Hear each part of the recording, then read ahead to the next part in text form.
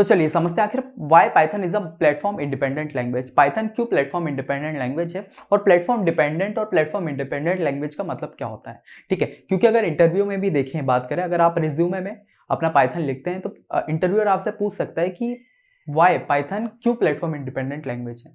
ठीक है, तो उसके बारे में डिस्कशन करते हैं। तो चलिए मैं वीडियो में आगे बढ़ने से पहले बोलना चाहूंगा, अगर आपने अभी तक चैनल को सब्सक्राइब या वीडियो को लाइक और शेयर नहीं किया है तो आप करिए, क्योंकि जब आप सब्सक्राइब करके रखेंगे, बेल नोटिफिकेशन को ऑन करके रखेंगे, तो मैं रेगुलर जो वीडियोस डालते जाऊंगा एजुकेशन पॉइंट कोडिंग पे, जो भी रेगुलर वीडियोस डलेगी उसकी अपडेट्स आपको मिलते रहेंगे।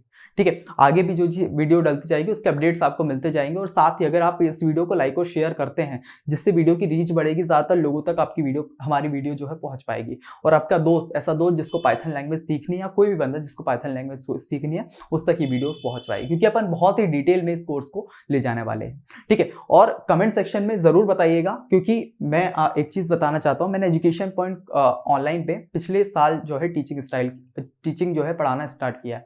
ठीक है, तो मैंने आपके रिव्यूज की वजह से ही, कि आप जो रिव्यू बताते जाते हैं लेक्चर में ये इंप्रूवमेंट हो सकती है भैया, ये लेके आइए, जिसकी वजह से जो है आज अपन इस लेवल पे पहुंचे हैं, जिसकी वजह से क्या होता है, मैं भी अपने आप को इंप्रूव कर पाता हूं। जो अपना पढ़ाने का स्टाइल है, जो स्टूडेंट को लगता है कि यार इस तरह से टीचर का स्टाइल होना चाहिए, उस तरह से अपन पढ़ा पाते हैं। ठीक है, तो जो भी चीज लगती है आप अपने कमेंट सेक्शन में बता सकते हैं, भैया ये वीडियोस लेके आइए, इसके बारे में और एक्स्ट्रा कोर्स चाहिए अपन को। ठीक है, इस चीज में दिक्कत हो रही है, वो आप कमेंट सेक्शन में बता सकते हैं, और इस वीडियो के रिव्यू भी जो है आप कमेंट सेक्शन में दे सकते हैं। ठीक है, तो चलिए अपन सबसे पहले देखते हैं आखिर why Python is a platform independent language. ठीक है, तो प्लेटफॉर्म इंडिपेंडेंट का एक बार वर्ड का मतलब समझ लेते हैं और फिर अपन चीजों को आगे बढ़ाते हैं। ठीक है, प्लेटफॉर्म इंडिपेंडेंट का मतलब थोड़ा अपन समझ लेते हैं। ठीक है, और साथ में डिपेंडेंट का भी मतलब समझते हैं, प्लेटफॉर्म डिपेंडेंट, है ना। तो पहले प्लेटफॉर्म इंडिपेंडेंट, जिसको अपन क्या बोलते हैं, बोरा भी बोल सकते हैं। अब ये बोरा क्या लिखा है भैया, तो बोरा का मतलब होता है write once run anywhere, anywhere. ठीक है, इससे आप लोग समझ ही गए होंगे, राइट वंस और रन वेरीवेयर, मतलब कोड को एक बार किसी भी ऑपरेटिंग सिस्टम में आप लिखिए। जैसे विंडोज में अगर आप पाइथन के कोड को लिखते हैं और उसको किसी भी अदर ऑपरेटिंग सिस्टम में, चाहे वो मैक हो, लिनक्स हो, बंटू हो, किसी भी ऑपरेटिंग सिस्टम में अगर आप उसको चलाते हैं तो वो रन वहां पे हो रहा होगा। इसी को अपन बोलते हैं प्लेटफॉर्म इंडिपेंडेंट, प्लेटफॉर्म डिपेंडेंट। अब आप प्लेटफॉर्म इंडिपेंडेंट अगर समझ गए, प्लेटफॉर्म इंडिपेंडेंट मतलब अगर आप विंडोज के जो अपना कोड है उसको विंडोज पे लिखते हैं और किसी भी ऑपरेटिंग सिस्टम में चलाते हैं, वो आपका चल जाएगा, तो मतलब वो प्लेटफॉर्म इंडिपेंडेंट है, प्लेटफॉर्म किसी भी प्लेटफॉर्म पर डिपेंडेंट नहीं है। वहीं अगर प्लेटफॉर्म डिपेंडेंट की बात करें, डिपेंडेंट का मतलब क्या होता है भैया, तो प्लेटफॉर्म डिपेंडेंट का मतलब होता है कि मान लो विंडोज में अगर कोड लिख रहे हैं तो विंडोज पे ही चल सकता है, मतलब विंडोज के ऑपरेटिंग सिस्टम में, विंडोज के प्लेटफॉर्म पे वो डिपेंडेंट है वो लैंग्वेज, उसके बिना वो किसी भी उस पे नहीं चल सकती। उसी को अपन बोलते हैं क्या, platform dependent language. I hope अपन को समझ में आ गया होगा। अब ये दोनों लैंग्वेज कौन सी हो सकती है, प्लेटफॉर्म डिपेंडेंट लैंग्वेज कौन सी है, सी हो गया।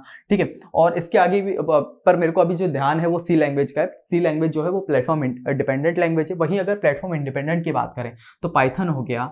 ठीक है, पाइथन, उसके बाद जावा, ये दोनों जो लैंग्वेज है ये कौन सी है, पाइथन प्लेटफॉर्म इंडिपेंडेंट लैंग्वेज। इतनी चीज अपन क्लियर हुई, तो इस चीज को आप नोट डाउन कर लीजिए अपनी नोटबुक में, जो अपने पाइथन के शॉर्ट नोट्स बना रहा है। ठीक है, तो ये चीजों को आप नोट डाउन कर लीजिए, देन फिर अपन थोड़ा और आगे देखते हैं। चलिए वीडियो में आगे बढ़ते हैं, देखते हैं आखिर हाउ, ठीक है, कैसे जो पाइथन है वो प्लेटफॉर्म इंडिपेंडेंट है, इंटरनल वर्किंग कैसे चलती है। अगर अपन लोग पाइथन का कोड लिखते हैं, किस तरह से वो कंपाइल होता है, क्या क्या चीजें अंदर फंक्शनिंग होती है, उसके बारे में थोड़ा डिस्कशन कर लेते हैं, जिससे अपन को क्लियर हो जाएगा यार किस तरह से जो है पाइथन प्लेटफॉर्म इंडिपेंडेंट लैंग्वेज है। ठीक है, तो सबसे पहले क्या होता है, ये रहा अपना सोर्स कोड। अब ये सोर्स कोड क्या होता है, सोर्स कोड क्या होता है भैया, जो अपन कोड लिखते हैं ना पाइथन में, उसी को अपन सोर्स कोड बोलते हैं, जिसको अपन किससे सेव करते हैं, .py से। ठीक है, इसकी जो एक्सटेंशन होती है वो क्या होती है, .py, है ना। अब ये सोर्स कोड जो रहता है ये क्या होता है, जिट कंपाइलर में जाता है, जिट कंपाइलर में जाता है। अब ये जिट कंपाइलर क्या भैया, जिट कंपाइलर है जस्ट इन टाइम कंपाइलर, जो इस कोड को, जो अपना सोर्स कोड है उसको कंपाइल करता है किसमें, बाइट कोड में। ठीक है, बाइट कोड, जिसको अपन लोग किससे सेव करते हैं, .pyc से। ये सेव नहीं होता जब अपन लोग जो .py बनाते हैं, जब कंपाइल करते हैं तो ये दूसरी फाइल जो बन जाती है वो बन जाती है .pyc, जिसको अपन बोलते हैं बाइट कोड। अब ये बाइट कोड क्या रहता है, ठीक है, बहुत सी ऐसी अदर लैंग्वेजेस होती है, जैसे सी लैंग्वेज हो गया, C++ लैंग्वेज हो गया, ठीक है, या फिर और अदर लैंग्वेजेस की बात करें तो उसमें क्या होता है कि प्लेटफॉर्म डिपेंडेंट रहती है। तो वो क्या करता है, जो उसमें अपना जो मशीन कोड रहता है, ठीक है, जो अपना सिस्टम रहता है उसी में जो EXE फाइल बनाता है और फिर जाके रन करता है।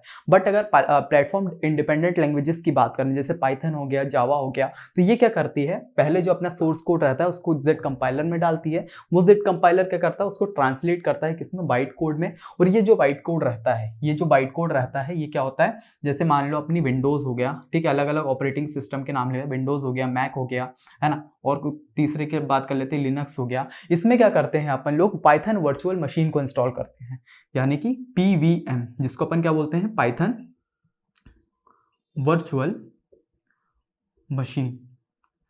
ठीक है, कोई भी अपना ऑपरेटिंग सिस्टम, सॉरी, तो कोई भी अपना ऑपरेटिंग सिस्टम, जैसे मान लो मेरे पास है विंडोज का रखा हुआ है, ठीक है, जो अपना लैपटॉप है उसमें जो विंडोज का ऑपरेटिंग सिस्टम लगा हुआ है, कोई मैक ओएस रहता है, ठीक है, कोई लिनक्स में चलाता है, ठीक है, तो उसमें क्या करना पड़ता है, अगर पाइथन के कोड को अपन को कंपाइल करना है, पाइथन के कोड को अगर रन करना है, तो उसके लिए अपन को क्या, अपने लैपटॉप में, अपने डेस्कटॉप में क्या इंस्टॉल करना पड़ता है, पाइथन वर्चुअल मशीन, जिसको अपन PVM बोलते हैं। जब भी अब मैं इंस्टॉलेशन करवाऊंगा, इसके बाद वाली वीडियो देखेंगे आप, तो वहां पे मैं पहले आपको पाइथन वर्चुअल मशीन इंस्टॉल कराऊंगा, देन फिर अपन कोड एडिटर में कोड लिख रहे होंगे, ठीक है। तो ये पाइथन वर्चुअल मशीन क्या करती है, पाइथन वर्चुअल मशीन, इसको थोड़ा सा गोला डाल देते हैं, ठीक है।